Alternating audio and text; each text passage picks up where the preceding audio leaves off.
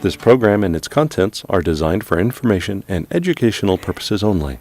This program does not render medical advice or professional services and is not intended to be a substitute for professional care. The information provided here should not be used for the purposes of diagnosing or treating a medical or psychiatric condition. If you have or suspect you may have a health problem, consult your healthcare provider.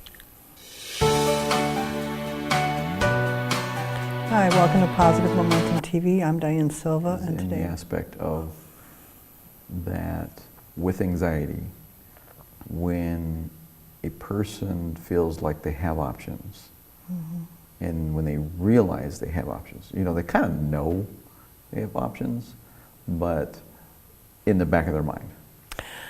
some of us don't believe we do. We've been told, and I apologize for interrupting. You're fine. You're fine. One of the things that brought me to light of this recently was we were going through something, and I'm like, I don't know how to feel with somebody. I don't have anybody telling me how I'm supposed to feel about this, and I was shocked. I didn't realize how much power and control I gave away until that very moment.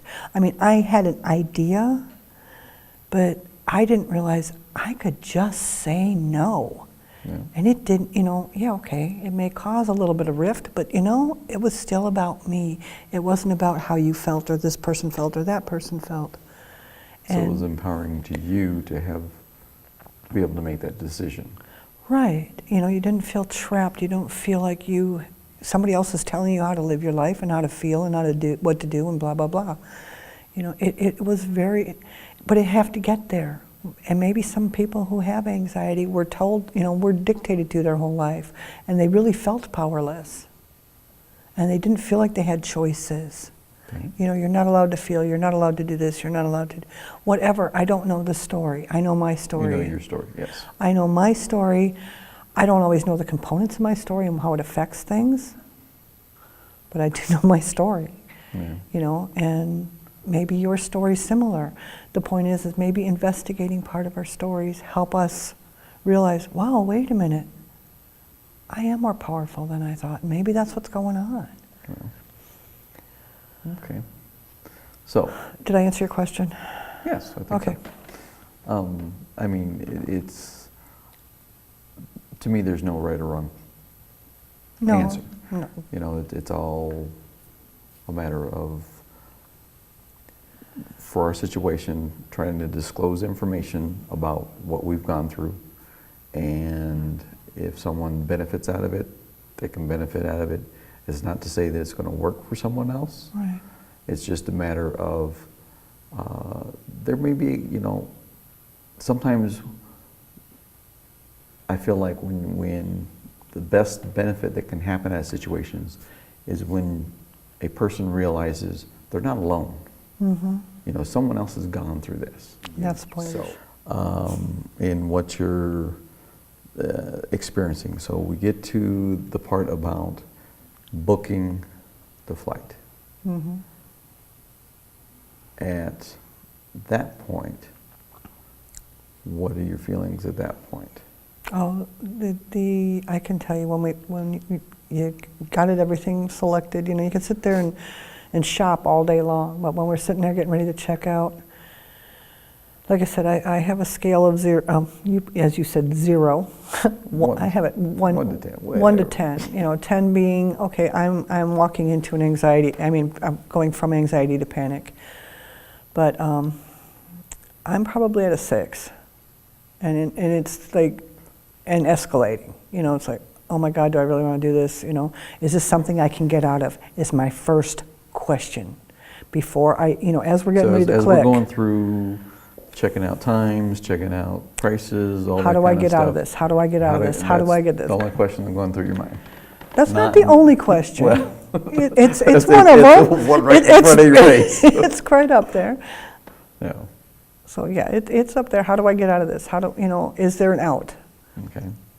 So you make the commitment, you hit book. Mm-hmm. Then at that point,